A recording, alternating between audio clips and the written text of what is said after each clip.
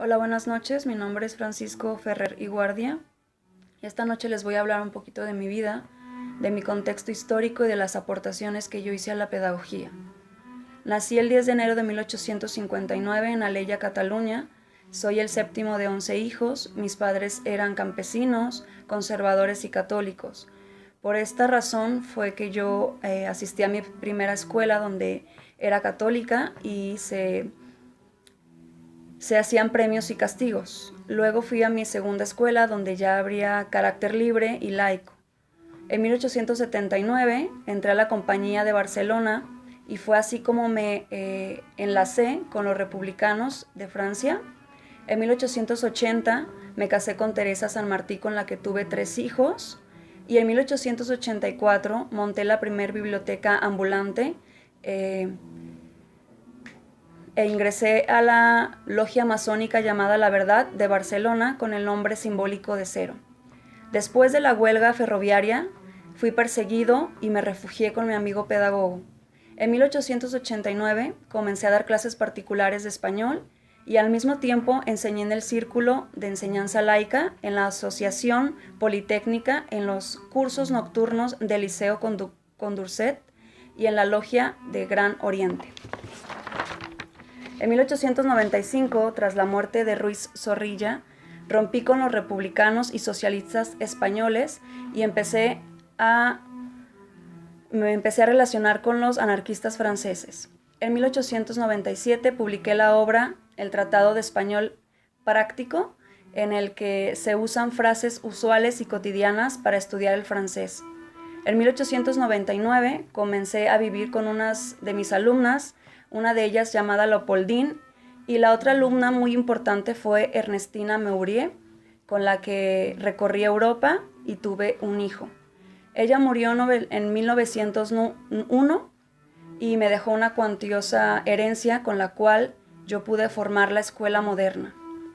En 1905, la escuela moderna ya tiene 147 dependencias en la República de Barcelona y en 1908 ya se habían creado establecimientos a lo largo de la península del extranjero.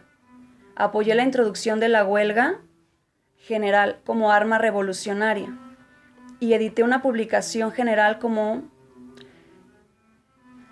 una publicación periódica con el nombre de la huelga general.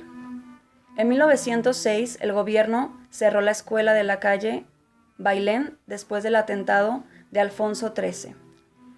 Fui detenido y procesado, pero resulté absuelto y salí de la cárcel después de más de año y medio. La escuela nunca jamás volvió a abrirse.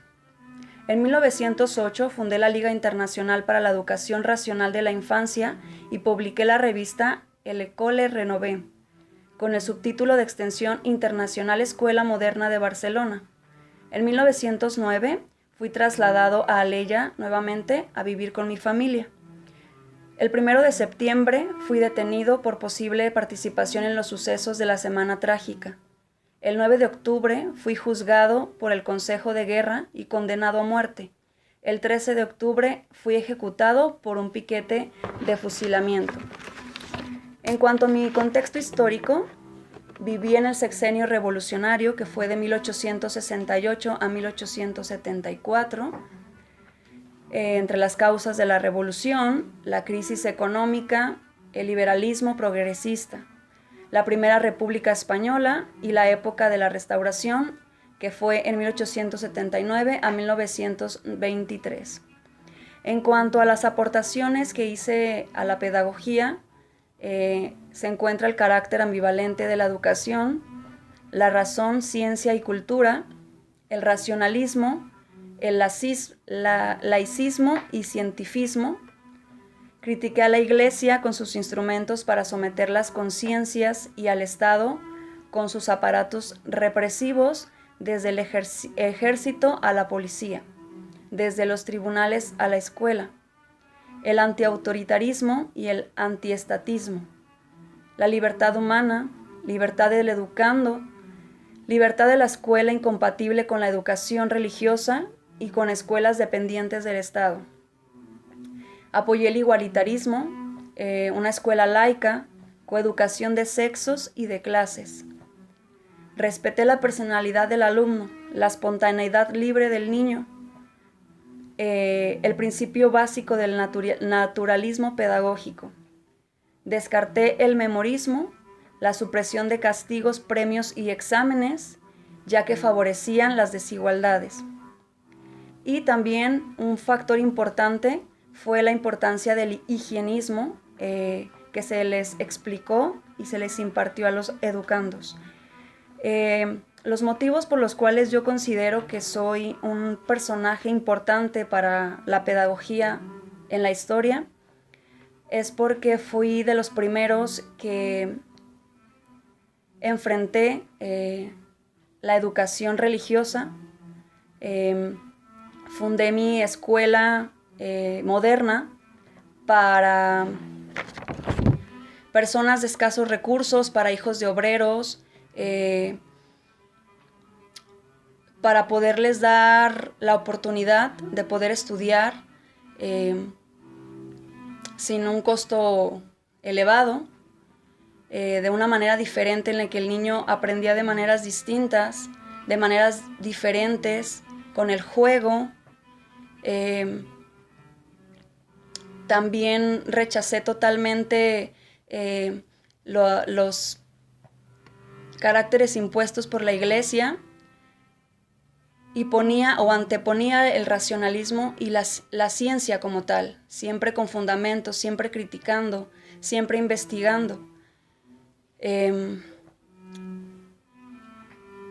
También considero que fue importante que los chicos estudiaran con niñas y niños por la socialización que se da y la importancia que se tiene de que se haga de esta manera. Es que me estoy asando. Buenas noches, mi nombre es Natalie y ahora voy a hablarles del por qué yo elegí a Francisco Ferrer y Guardia como mi autor favorito de lo que va del curso de teorías pedagógicas. En realidad sí me costó un poquito de trabajo elegir a una persona porque sí tenía a bastantes autores que me llenaron los ojitos, como se dicen por ahí. Entre ellos pues está Freiner, Vygotsky. Tenemos también, bueno, no es pedagogo, pero a mí me gustó mucho Nietzsche, es alguna persona que yo he venido leyendo de tiempo atrás y también la maestra lo considera en el antiautoritarismo, en la fenomenología, a Bourdieu, entre otros. Pero me decidí por Freiner porque él se basó más en una educación, por Ferrer, porque él se basó en una educación para los más necesitados, para los que estaban olvidados, como quien dice.